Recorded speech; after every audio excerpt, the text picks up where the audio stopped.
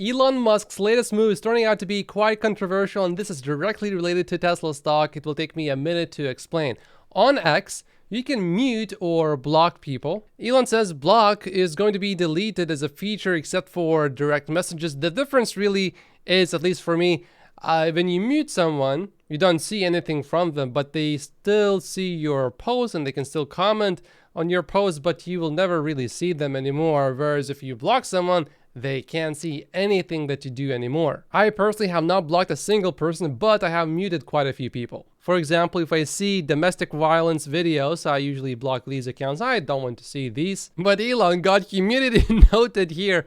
Elon Musk cannot do this. The feature to block someone on the site is required as a social media app to be allowed on the App Store and the Google Play Store. But muting someone and blocking someone are two relatively similar things, so maybe Elon will just rename mute to now block. I saw quite a few posts and most look like this, where people don't want the feature to be removed. Although some polls tell a slightly different story. I have not seen a single poll yet where people say, yep, we should remove this feature. The problem for us Tesla stock investors here would be is that Ross Gerber says, for example, that advertisers would perhaps not advertise as much on the platform because supposedly the platform would not be as safe for advertisers anymore, which could lead to Elon selling more Tesla stock to fund X. And now I will go through all of today's Tesla stock news. Look at what Elon Musk just said. Yeah, we should probably advertise that more. He's talking about Tesla's HEPA filters, which I don't think many people know about. I think most people actually have no clue that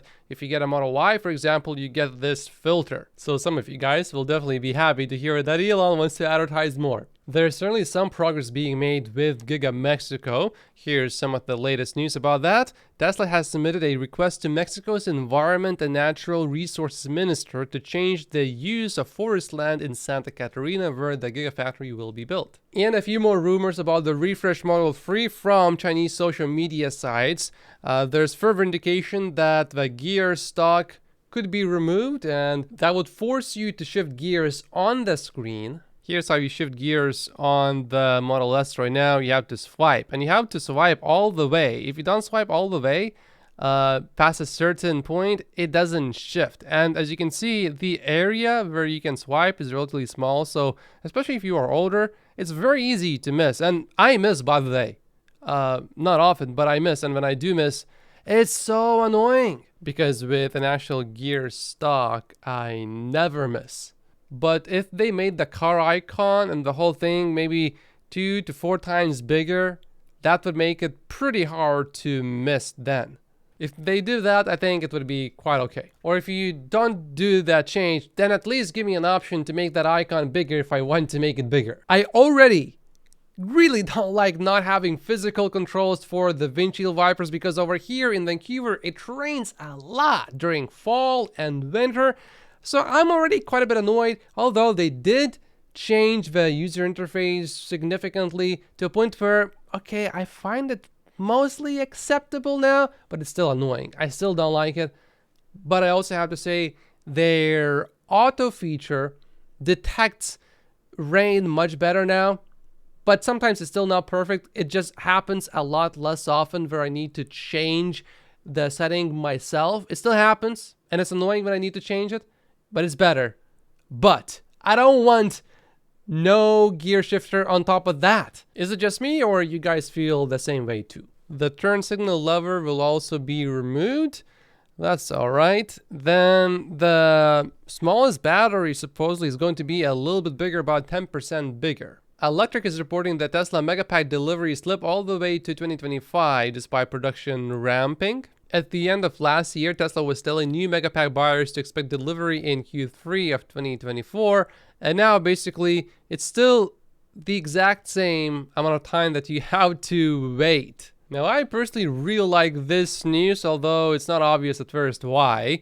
Tesla is about to launch a rental program in Texas. We have a job listing here, but this is not the exciting part. You see, there was a link posted to that job listing by Melissa Portia Blakely. Now, if you have a name, Portia, and you don't work for Porsche, I think it just shows you how much Tesla is ahead of Porsche. That was, of course, a bit tongue-in-cheek, but I think there is a point to be made there. Core Lithium has revealed that it has received a notice from Tesla regarding a supply agreement that failed to materialize as per the agreed timeline. The disagreement centers around a binding term sheet signed in March last year. But for us Tesla stock investors, this is not really bad news, because while Tesla appears to unable to come to terms with Core Lithium, they have been able to secure another potential lithium supply deal with another Australian mining company, Liontown Resources, that is slated to begin next year. The difference between hardware 3 and hardware 4 cameras at night is pretty dramatic. You know what I want to see? I want to see a comparison of the rear view camera. So when you want to back up, I want to see these two cameras. This is all I could find, and this is not really exactly what we're looking for. Like, I want to see the lines of the tires as well in that camera. This is, I think, just for full self-driving. I don't think you use this camera to really go in reverse. The new camera certainly does see quite a bit wider, but is it actually better than backing up? For full self-driving and autopilot, of course, it is going to be a lot better, but is it actually more practical when you drive in reverse? There's a lot of speculation about why Elon Musk is in Japan. This is his first time in the last 9 years, and the last time he was there to finalize the agreement with Panasonic to build Giga Nevada, which produces batteries for Tesla largely. And right now, pretty much this is how big the factory is, and this is how big the factory is going to be later. So that is going to be huge. The semis will also be made here. But maybe the reason why Elon is in Japan is a lot simpler. This is Grimes. Grimes has 2 children with Elon, and she's performing this concert in Japan. So maybe this is all this is. Maybe Elon is not trying to negotiate any deals, but hopefully he is. Elon replied to this post by saying exactly this has to do with Megapacks.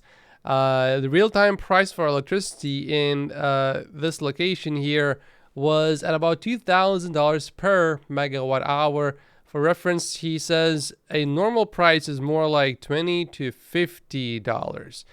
But if you do the math based on this newer price, it means that with just one Megapack, if you discharge it fully, that electricity is worth about $8,000. In other words, if you do this 300 times, over 300 times, you will get the whole investment into the Megapack back. That calculation will, of course, assume that electricity is free, which, of course, it is not. But you get the point of how big this deal is. Remember these 9 Cybertrucks from yesterday that arrived at Tesla's Fremont factory? Sawyer is speculating that one of them is probably going to be crash tested, and then some others will go to be tested by EPA to get the range certified. So it does seem like we could find out relatively soon how good the range is actually going to be. Seems like the people that are trying to sue Tesla, this is related to Tesla's solar roof, are not having a good time. Actually, the judge says that you need to provide us more information, otherwise this is not going anywhere. So maybe they will not win. This is basically about Tesla increasing the prices, even though people supposedly had contracts signed at lower prices before. This is actually pretty interesting. Tesla Electric Texas customers with Powerwalls earned an average of $100 in the past 10 days while supporting the grid through the heat wave in Texas. Morgan Stanley has a new note out about Tesla. Not only do legacy OEMs have to face tough EV competition in China from the likes of the vertically integrated and increasingly affordable EVs, for example Tesla and BYD, they also have to reverse the trend of decreasing sales volume,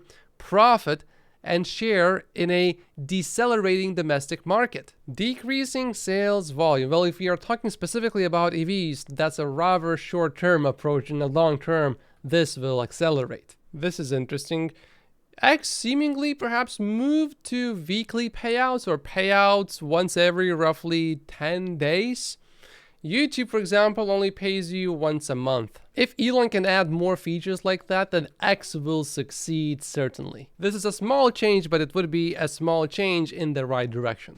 And YouTube says you should watch this video next, but if you haven't finished watching this Elon Musk interview, watch this one first. My name is Matt Posius. Like and subscribe if you haven't yet, and I will see you in the next video. Thank you so much for watching.